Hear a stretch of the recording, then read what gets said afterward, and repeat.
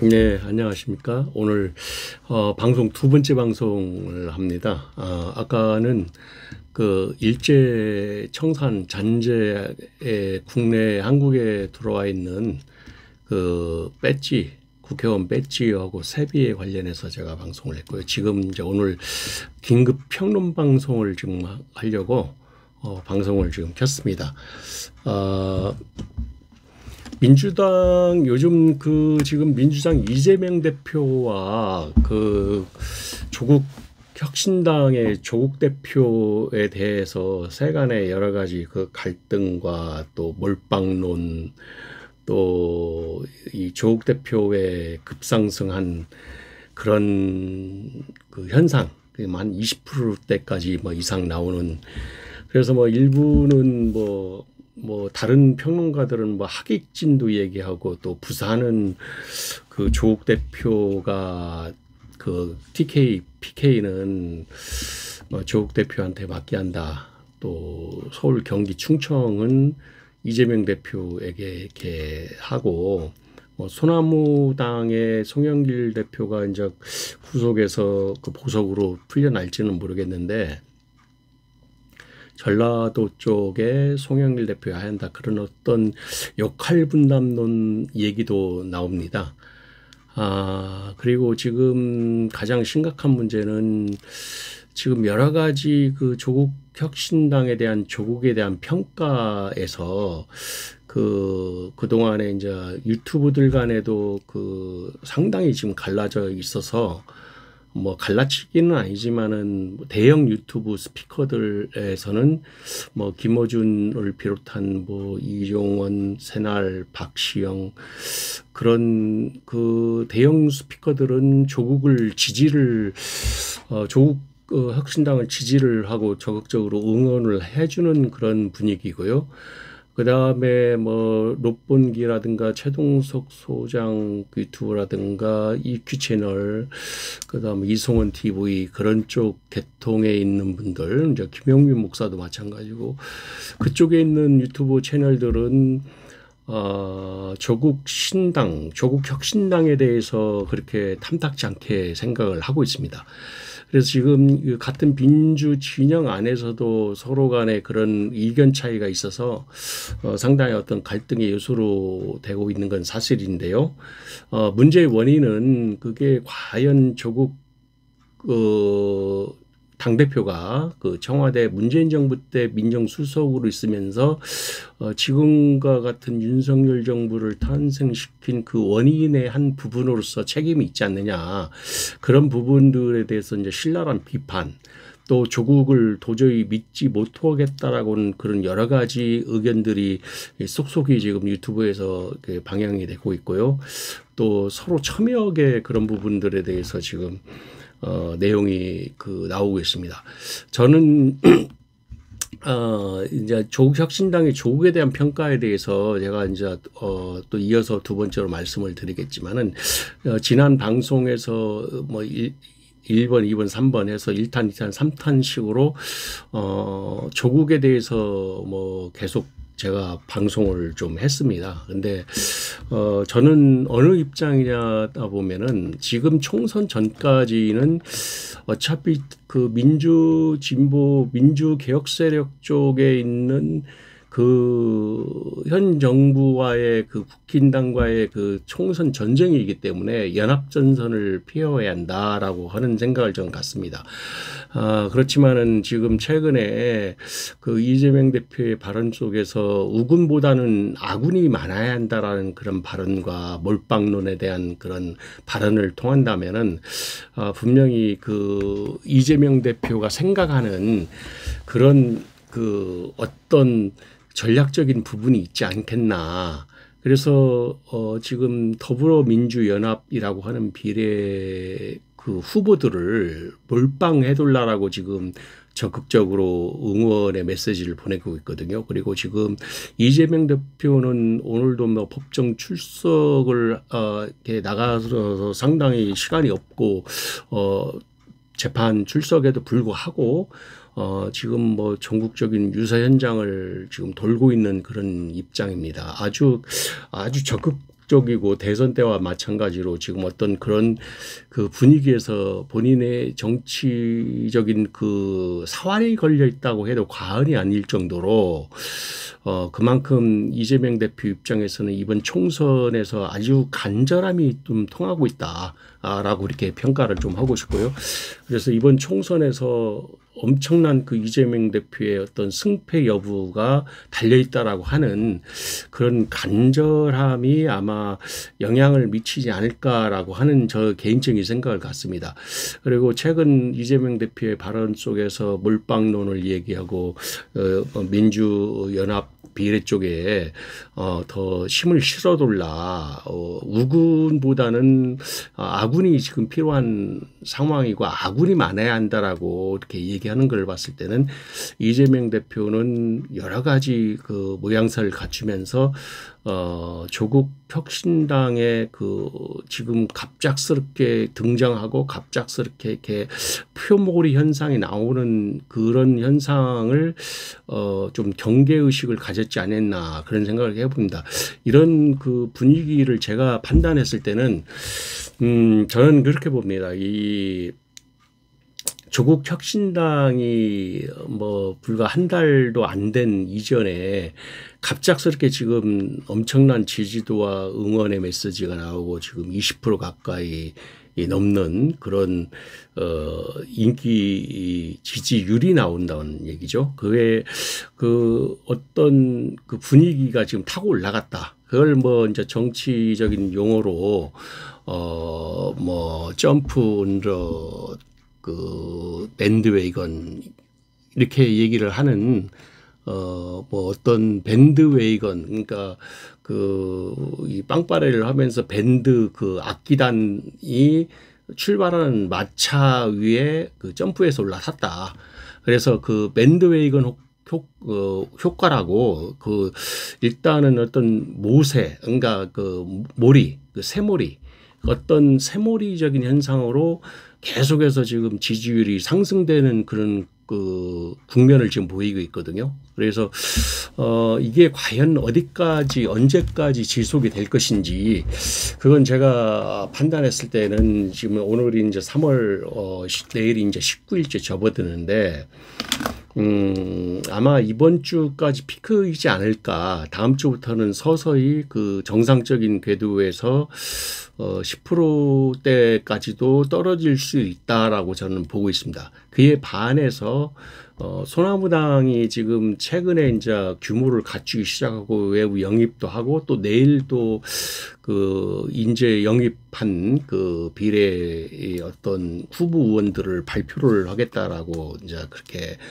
얘기를 했었죠. 그래서 내일 이제 결과를 보면 어떤 인물들이 거기에 나올 것인지 또 제가 그 소나무당에 대해서는 저력이 있는 정당이기 때문에 손혜원 의원의 어떤 그 창당에 대한 열린민주당 과거의 그 경험을 무시를 할 수 없습니다. 또 손혜원 의원이 나름대로의 그 홍보 메이커 아주 홍보를 잘하는 상당히 전략가거든요. 그 마케팅이나 홍보 쪽에 전문가이기 때문에 소나무당에는 저는 개인적으로 소나무당이 다음 주부터는 저 상승세로 올라타지 않을까.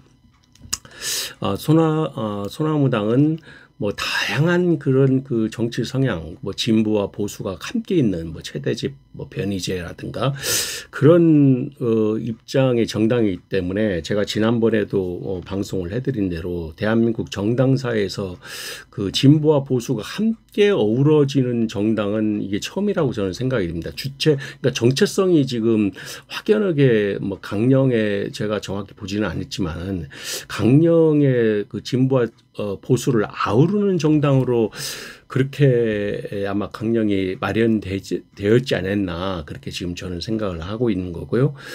그 다음에 이게 어떻게 보면은 왜 시험대에 올라가 있냐라고 봤을 때 사실 정당이라는 것은 그 정당의 목적은 정권을 가져오는 것이고 또 원내 진입을 하기 위한 것이 있는데 원내 진입은 어느 정도 이해관계가 맞기 때문에 뭐 동일한 그런 그 입장을 가질 수가 있겠죠. 다만 그 정책적인 부분에서는 이견을 보일 수밖에 없다. 그러면 그 이견 조율을 어떻게 할 것이냐라고 했을 때 소나무당은 상당히 그 갈등 구조를 가져올 것이다.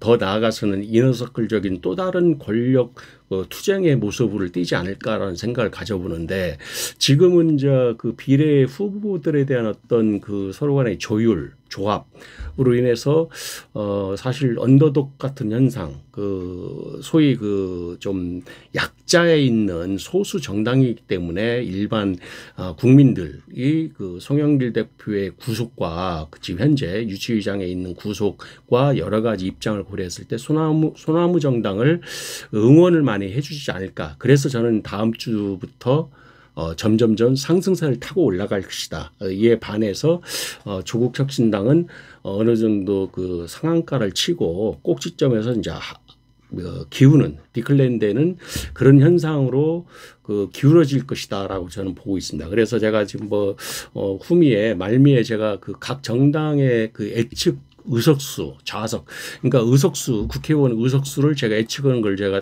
뭐 말미에 이 영상 말미에 제가 말씀을 드릴 건데요. 지금 조국 대표에 대한 그 성과 책임에 대한 부분이 최종적으로 검증된 게 없기 때문에 사람들은 조국 그 대표의 정당을 믿을 수가 없다라고 이제 의구심을 많이 나타내고 있는 거고요.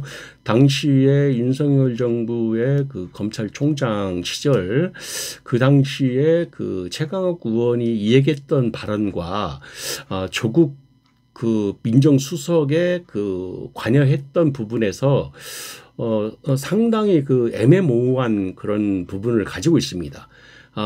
뭐 최강욱 의원의 어떤 그 발언은 본인은 윤석열 검찰총장 후보를 적극적으로 반대를 했다라는 입장을 분명히 나타나고 있지만은 민정수석이 최종적으로 결정을 할 당시에는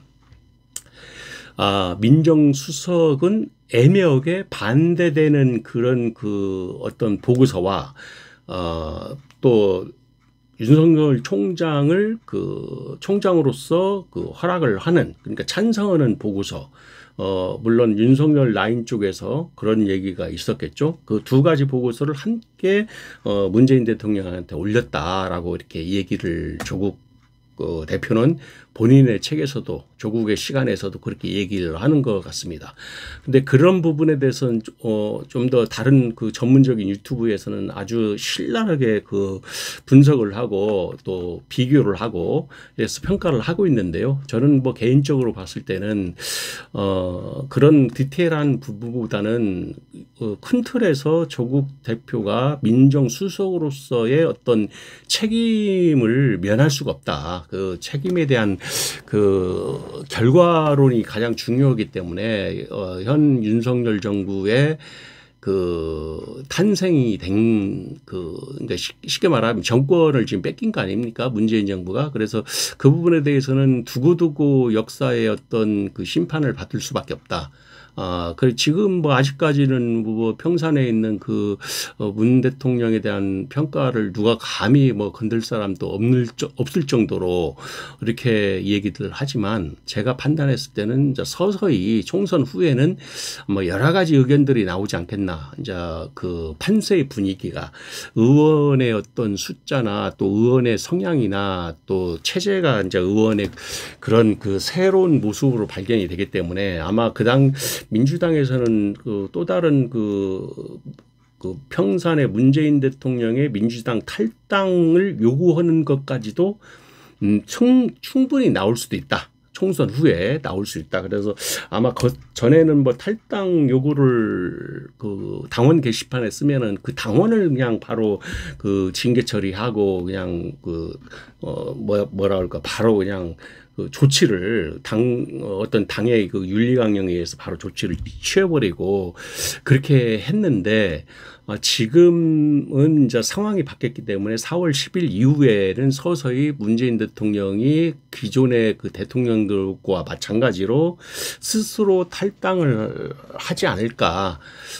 물론 뭐 그것까지는 이재명 대표하고 지난 평산마을에서 만났을 때 얘기를 하지는 않았을 것 같아요. 이번에 이제 컷오프 문제라든가 후보들의 공천 문제에서는 어느 정도 서로 미략적으로 계약 관계가 있었지 않았나 그런 생각은 해봅니다만은 제가 판단했을 때는 조국 대표에 대한 그 어떤 행보에 따라서 총선 후 행보에 따라서 조국의 그 진위 여부가 어떤 발견되지 않을까. 지금 현재까지는 많은 그 유튜브들 간에도 조국에 대해서 믿을 수 없는, 조국은 책임론에서 면할 수가 없고 조국은 또 다른 문재인의 그 수박당이다라고 할 정도까지 그런 비난을 지금 하고 있습니다. 뭐 실질 뭐 오늘 뭐 비례를 발표한 순서를 보니까 뭐 그 소위 그 이 법률가 계통 뭐 검사나 뭐 판사나 그런 법률가 계통이 많이 포진이 되어 있는 건 사실이고요. 그럼에도 불구하고 뭐 다양하게 골고루 비례 순번이 적혀 있더라고요. 뭐 당연히 조국 당대표로서 2번 순서를 제일 먼저 조국 대표가 순서에 그렇게 들어가 있고요. 그래서 저는 현재 개인적으로 있자면 아직까지는 난 조국을 믿을 수가 없다. 조국이 그 보이지 않는 어떤 내각제라고 하는 그 큰 틀의 그 대한민국 정치의 그 체제 구조가 헌법을 수정도 얘기를 하면서 또 뭐 리셋 코리아가 지금은 말을 안 나오지만은 전에 그 리셋 코리아라고 하는 뭐 오해가 되든 오해가 아니든 간에 그런 언행이라든가 또 그 전에 평산마을에 문재인 대통령이 만났을 때 그런 행보라든가 또 그 외에 여러 가지 그 개연성으로 얽혀진 조국의 그 가족 고난사를 통해서 여러 가지 그 변화의 과정들을 판단했을 때는 뭔가가 그 정치적으로 서로 간에 그 약속이나 거래가 있었지 않느냐. 그 박예인이라고 이제 검사 쪽에서 미국의 검사 쪽에서는 그 어떤 박예인 한다고 하잖아요. 거래를 한다고 하잖아요. 뭐 그런 부분들이 저는 있었다고 저는 내다보고 있습니다. 그래서 조국 대표에 대한 최종 검증된 결과가 없기 때문에 그 성과 책임에 대한 어떤 과오에 대해서 지금은 뭐 3년도 너무 길다라고 하지만은 총선 후에 조금 더 지켜보면서 조국 대표가 그런 행보를 확연하게 보인다면 그때 저는 믿을만 하다. 그리고 그 부분이 어떻게 흘러갈지는 모르겠지만 내각제를 하지 않는다는 전제로 그렇게 한다면 뭐 많은 지지자들이 더 응원을 분명히 할 것입니다. 뭐 그런 차에 지금 민주당의 이재명 대표는 조국의 그런 확연하고 분명한 어떤 그 정치 행보에 대해서 조국의 정치 행보에 대해서 이재명 대표는 어느 정도 이제는 본인의 색깔, 본인의 그 사이다 발언을 나타내기 시작했다. 저는 그렇게 보고 있습니다. 그래서 지금 뭐 물론 뭐 공천 후에 어느 정도 물갈이 뭐 다 된 건 아니지만은 일부 그래도 새로운 인물 또 수박들의 그 굵은 수박 의원들이 많이 탈당을 하고 많이 갔기 때문에 이재명 대표로서는 어느 정도 이제는 그 유세를 본인의 그 스타일대로 지금 진행을 하고 있다라고 저는 그렇게 바라보고 있습니다. 그래서 지금 이 대표에 대한 평가와 오늘 주제가 이제 조국에 대한 양쪽의 평가를 얘기하는데 제가 이제 오늘 좀 보따리를 다 내놓고 말씀을 드리는 겁니다. 그래 총선 후에 조국의 행보를 보면 우리는 그 실체를 알 수 있다. 요점은 그 다음에 과거 지금 현재 총선에서 중요한 거는 지금 이 같은 민주 진보 그 세력 안에서도 조국에 대한 평가가 지금 갈라져 있거든요. 이건 갈라치기가 아닙니다. 갈라져 있는 그런 사실에서 과거에 민정수석했을 때 조국 그 민정수석이 그 윤석열 정부를 탄생하게 한 그 어떤 책임성에 대해서는 면할 수가 없다. 그건 분명한 사실인데 그거에 대한 어떤 총선의 표, 4월 10일 총선 표에 어느 정도 영향을 미칠 것인가. 그런 부분들이 저도 되게 이제 궁금해지는 것이죠. 근데 대부분의 사람들은 이 망각의 이 동물이기 때문에 인간이라는 것은 바로 또 잊어먹거든요. 그래서 총선 때 항상 과거의 행적이나 다시는 내가 저 사람을 내가 표를 안 찍어주겠다 하는데 또 총선만 되면은 그걸 잊어먹어요. 또 찍게 되는 게 인간의 심리고 망각의 동물이거든요. 그래서 제가 계속 그 유튜브에서도 유심히 보지만은 조국의 과거에 대한 어떤 그 문재인 정부의 그 사람으로서의 그런 책임, 현재 윤석열 정부, 윤석열 대통령에 대한 부분, 그래서 그런 부분들이 지금 조국 대표가 좀 강하게 어필하고 강하게 그 호소를 하지 않느냐.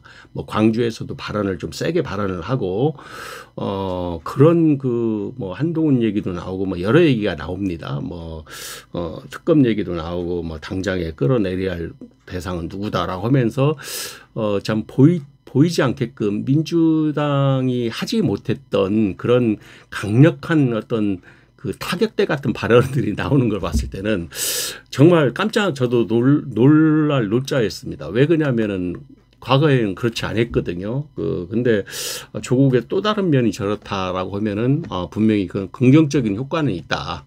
분명히 진보 민주 세력에서의 그 좋은 그 긍정적인 효과는 있다. 이에 반해서 지금 국힘당도 좀 정신을 바짝 차리고 지금 이런 추세로 간다면 국힘당이 많이 힘들어지지 않겠나. 지금 민주당의 그 어떤 예측된 표의 그 설문 결과가 상당히 좋게 나오고 있거든요. 제가 이쪽 저쪽으로 뭐 통계 그 방송도 보고 했는데 뭐 뻥튀기하고 가짜 방송 말고 그냥 나름대로의 그 객관적인 어떤 표의 진행 상황을 보니까 지금 한 2주 반, 3주 남았는데 계속해서 이런 추세로 가면은 분명히 민주당 쪽에서 진보 개혁 세력, 소위 야당에 있는 그쪽의 세력이 압승을 할 수밖에 없는 구조로 지금 되어 있습니다. 그러니까 이걸 어떻게 돌파구를 헤쳐나갈 것인가를 사실 국힘당 한동훈 그 비대위 위원장 그 총선 전략 총선 총괄 하시는 그 한동훈 위원장이 상당히 이걸 그 막판 뒤집기를 통해야만이 가능하다. 그렇지 않으면 힘들다. 제가 판단했을 때는 이게 뭐 언론을 뭐 휘어잡고 뭐 아무리 언론을 한다고 해도 요즘은 유튜브라고 하는 그 개별 개인 방송들이 거의 뭐 공영방송을 안 보거든요. 다 유튜브로 해서 정보를 얻고 그런 팩트를 확인을 하기 때문에 일부 30% 층에 대해서는 굳건하게 지지를 할지는 몰라요. 그렇지만은 중도가 35% 40% 되는 대한민국 그 구조 안에서는 분명히 그 표의 향방이 이런 추세라면 민주당 쪽으로 저는 간다라고 보기 때문에 민주당에 대한 그 중도표를 누가 더 많이 가져가냐라고 했을 때 이런 상태로 사실 국힘이 밀고 나간다면은 30%그 굳건한 지지층이 30%에서 머무를 수밖에 없다. 저는 그렇게 바라보고 있습니다. 그렇게 생각을 하기 때문에 국힘당도 더 분발하고 국힘당도 더 분석적으로 분발해서 뭐 TK나 FK 그 지역적인 정당만 생각하지 말고 좀 더 그 혁신적이고 어떤 국가 큰 대책 사업으로서 큰 아젠다 그 이니셔티브라고 하는 그 국가 계획 그런 부분들을 획기적인 어떤 그 과업 아젠다를 그 그 총선으로서 제시를 해야 하는데 이게 이제 지역구 선거기 때문에 자, 그런 부분들이 과연 얼마나 먹힐까 제가 판단했을 때 좀 어려운 싸움이 될 수 있다. 저는 그렇게 보고 있습니다.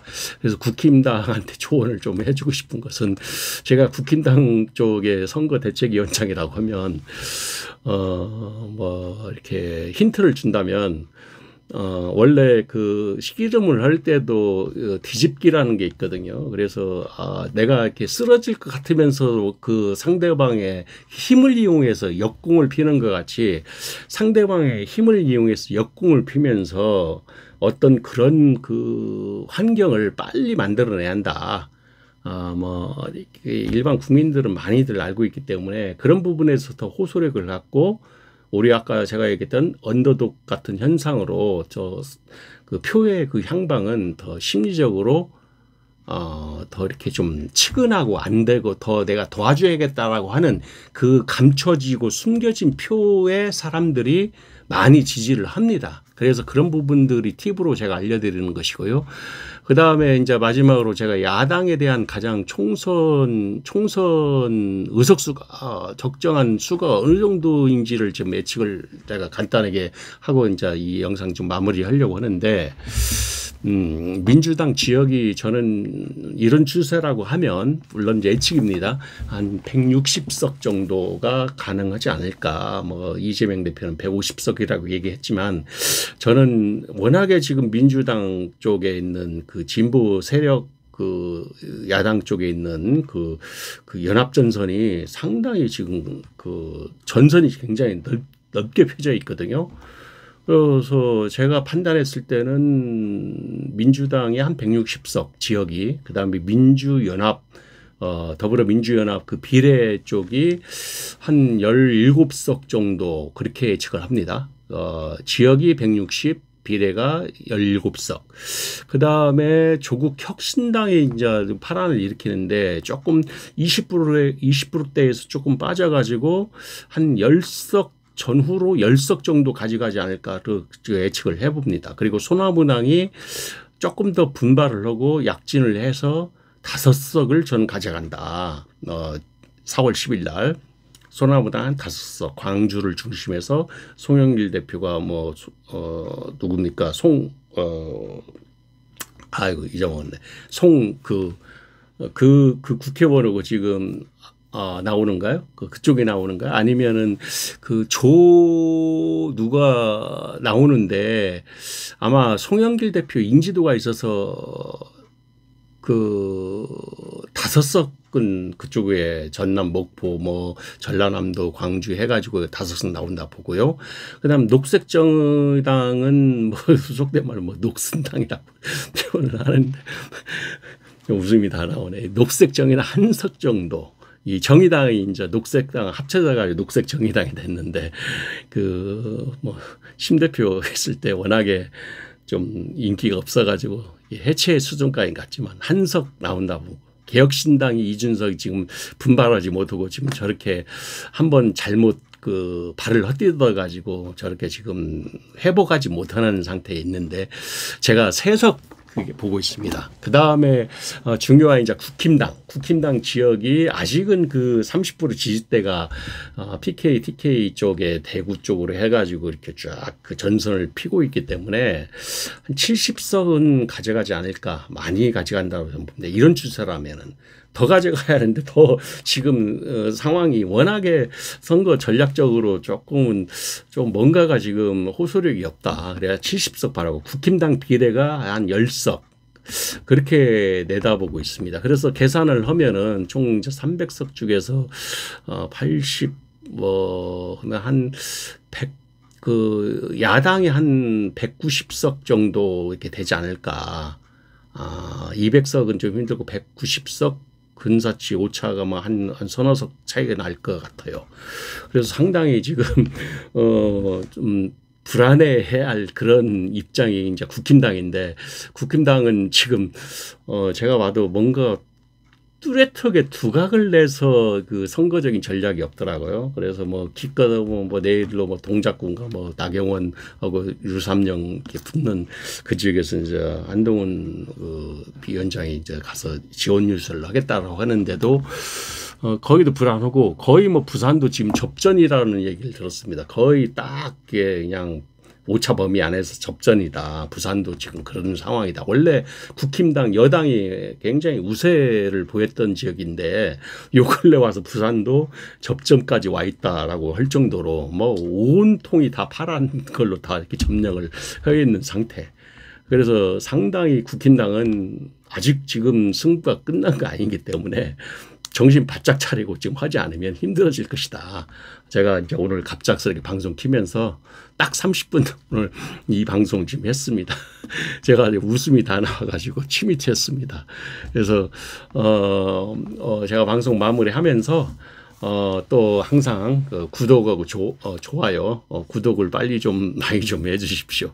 그래서 오늘 긴급 평론 방송 민주당 이재명 대표 그리고 조국 혁신당 조국에 대해서 세간의 평가는 어떤가 그 방송을 제가 오늘 했습니다. 저는 뭐 사실 뭐 DC 인사이트 일사라든가 또 내지는 뭐 클리앙 뭐 또 보배들이 뭐 그런 쪽에서 주로 이제 덕큐보다는 DC 인사이트에든 아주 그냥 딱 정당별로 이렇게 구분을 해서 대충 제목만 봐도 아 이런 흐름이 있구나라고 이렇게 감이 오더라고요. 새작거리 이 방송하기 전에 한번 이렇게 훑어보고 하기 때문에 나름대로 전체적인 분위기는 제 방송을 통해서 좀 감은 잡을 수 있을 겁니다. 그래서 오늘 또 정치 방송을 좀 했습니다. 오늘 낮에는 그 일제 이 사회 문화 방송, 그러니까 일제 잔재에 대한 우리들 모르게 그 개토화되고 천착대에 들어와 있는 이 우리 대한민국의 문화 안에 들어와 있는 일제의 그런 잘못된 어떤 내용들이 지금도 잠식에 있다. 그 내용을 낮에 했고 지금은 이제 오늘 갑자기 이제 저희 정치 방송도 한번 긴급 평론으로 했습니다. 하여튼간 오늘도 좋아요, 구독 꼭 좀 부탁드립니다. 예, 오늘 감사합니다. 또 내일도 찾아뵙겠습니다. 예, 안녕히 계세요. 고맙습니다. 예.